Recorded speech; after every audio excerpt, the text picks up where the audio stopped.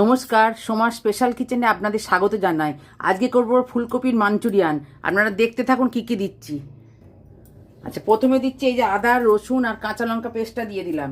ফুলকপিটা আমি গ্রেট করে নিয়েছি, শুধু ফুলগুলো গ্রেট করেছি, কোনো ডাঁটিটা গ্রেট করিনি। এবার দিলাম নুন, এবার দিলাম চিলি সস, এবার দিলাম ময়দাটা অল্প দেবেন। আচ্ছা, এর মধ্যে আমি একটু ক্যাপসিকাম কুচু কুচু করে দিয়েছি, আর এটা দিলাম। এবার কর্নফ্লাওয়ারটা দিলাম, বেশি করে একটু কর্নফ্লাওয়ারটা দিতে হবে। এটা দিয়ে এবার চটকে নেবো। এই কড়াটা গরম হয়ে গেছে, আমি এবার সাদা তেলটা দিয়ে দিলাম।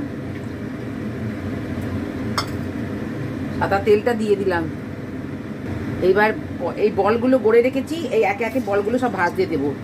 এই বলগুলো সব এবারে ভেজে নেবো।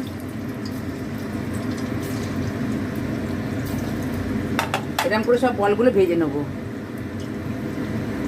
আচ্ছা, এরকম লাল লাল করে সব বলগুলো ভেজে নিতে হবে। আমি একে একে এবার সব বলগুলো আমি ভেজে নেবো। বড়াগুলো আমার সব ভাজা হয়ে গেছে।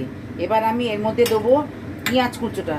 এই যে বড় বড় করে পেঁয়াজ আর এই পেঁয়াজটা কুচি রেখেছি, এটা দেবো। পেঁয়াজ করে এর আদা আর রসুনটা হাফ ব্রাস্ট করে নিয়ে সেটা দিয়ে দিলাম। আচ্ছা, এবার দেবো কাঁচা লঙ্কা কুচোটা দিয়ে দিলাম। এবার দিলাম ক্যাপসিকামটা দিয়ে এবার আমি একটু নাড়িয়ে নেবো। এটা আমার ভাজা হয়ে গেছে। এবার আমি পেঁয়াজ পাতাটা দিয়ে দিলাম। দিয়ে এবার আমি যেমন সামান্য নুন দেবো, কারণ সসের যে নুন আছে সেই জন্য আমি সামান্য নুন দিলাম। দিয়ে এবার এই যে এই কর্নফ্লাওয়ার গুলাটা দিয়ে দিলাম। দিয়ে এই যে টমেটো সস, সোয়া সস, ভিনিগার, চিনি আর চিলি সস সব দিয়ে দিলাম। আর চিনি আছে, এর মধ্যে চিনি দেওয়া আছে। এটা সব দিয়ে আমি এটা নাড়িয়ে নেবো।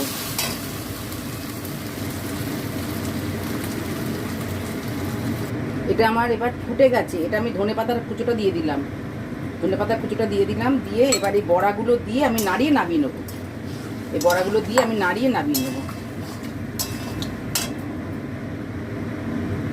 আচ্ছা, এটা আমার হয়ে গেছে। এবার আপনারা এটা করে খেয়ে আমাকে কমেন্টে জানাবেন। এটা আজকের মতন এই পর্যন্ত। আপনারা লাইক সাবস্ক্রাইব করবেন।